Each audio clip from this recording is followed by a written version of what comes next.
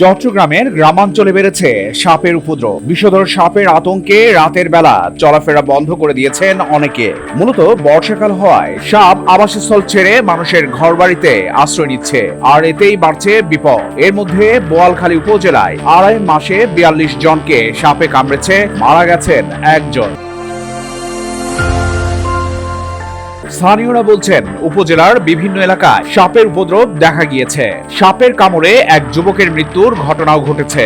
এলাকার মানুষ সাপ দেখলেই মেরে ফেলছেন। এদিকে সাপে কাটলে কি করতে হবে, কোথায় অ্যান্টিভেনম মিলবে, এসব তথ্য সাধারণ মানুষকে জানাতে একটি অ্যাপ চালু করেছে বন বিভাগ। উপজেলা স্বাস্থ্য কমপ্লেক্সের তথ্যসূত্র বলছে, চলতি বছরের জুন থেকে 16 আগস্ট পর্যন্ত 42 জনকে সাপে কেটেছে। এর মধ্যে মারা গেছেন একজন। জুন মাসে সাপে কাটা 4 জন রোগী ভর্তি হন হাসপাতালে। এর মধ্যে 2 জন পুরুষ ও 2 জন মহিলা। জুলাই মাসে ভর্তি হন 8 জন, এদের মধ্যে 7 জন পুরুষ ও 1 জন মহিলা। এছাড়া 16 আগস্ট পর্যন্ত 29 জন রোগী ভর্তি হন, যাদের 15 জন পুরুষ ও 14 জন মহিলা। গত 4 আগস্ট সাপের কামড়ে করলডেঙ্গা ইউনিয়নের তালুকদার পাড়ায় আরমান তালুকদার নামের 21 বছর বয়সের এক যুবকের মৃত্যু হয়েছে। তিনি স্থানীয় বাসিন্দা আব্দুল মাবুদ জহির তালুকদারের দ্বিতীয় ছেলে। স্থানীয়রা বলছেন, 4 আগস্ট রাত 10টার দিকে ঘরে শুয়ে পা জানালার দিকে তুলে মোবাইল ব্যবহার করছিলেন আরমান। জানালার পাশে থাকা একটি বিষধর সাপ তাকে কামড় দেয়। মোবাইলে ব্যস্ত থাকায় তিনি তা অনুভব করতে পারেননি। পরে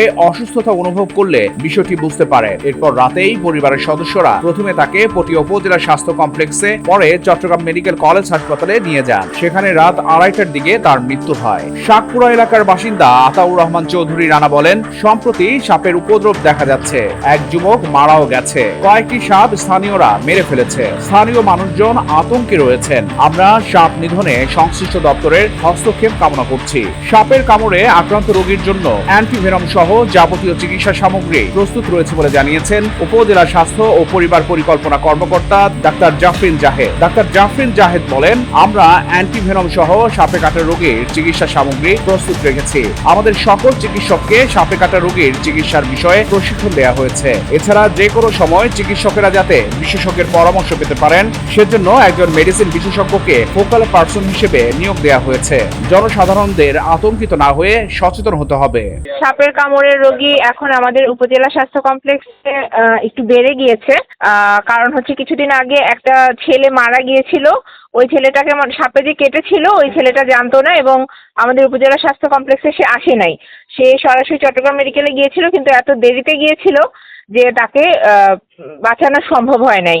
তো আমাদের বোয়ালখালী উপজেলা স্বাস্থ্য কমপ্লেক্সে অ্যান্টিভেনম সহ আমরা সাপের কাটা রোগী ব্যবস্থাপনার জন্য সকল ব্যবস্থা রেখেছি এবং আমাদের ডাক্তারদেরকে আমরা বারংবার ট্রেনিং দিয়েছি। আমাদের নার্সদের সাথে মতবিনিময় সভা করেছি এবং আমরা মোটামুটি প্রস্তুত। তথ্যসূত্র বলছে, সাপে কামড়ালে আক্রান্ত ব্যক্তি কোথায় পাবেন অ্যান্টিভেনম, সেসব বিষয় জানাবে সর্পদংশনের সচেতনতা অ্যাপ। এছাড়া আক্রান্ত ব্যক্তিকে কি করতে হবে সেটিও জানা যাবে বন বিভাগের এই অ্যাপে। টেকসই বন ও জীবিকা প্রকল্পের আওতায় তৈরি করা অ্যাপটি সাজানো হয়েছে 10টি ক্যাটাগরিতে।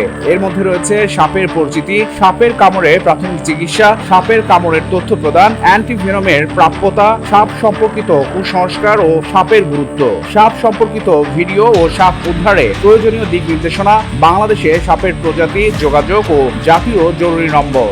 এতে বিষধর, মৃদু বিষধর ও নির্বিষ সাপের পরিচিতি দেয়া হয়েছে। কোন সাপে কোন ধরনের বিষ রয়েছে, কোন সাপের কামড়ে কি রকম লক্ষণ আক্রান্ত ব্যক্তির শরীরে দেখা দেয় সে বিষয়ে বিস্তারিত তথ্য আছে। আক্রান্ত ব্যক্তির জন্য অ্যান্টিভেনম পেতে দেয়া হয়েছে নিকটস্থ হাসপাতালের ফোন নম্বরও। গুগল প্লে স্টোর থেকে ডাউনলোড করা যাবে অ্যাপটি। অ্যাপে দেয়া হয়েছে সাপ উদ্ধারকারী দলের ফোন নম্বর। বসতবাড়ি বা ভিটায় সাপের দেখা গেলে উদ্ধারকারী দলের সঙ্গে যোগাযোগ করলে তারা এসে সাপ উদ্ধার করবে। চট্টগ্রাম প্রতিদিন নিউজ ডেস্ক। নির্ভীক সাংবাদিকতায় আমরা আপোষহীন।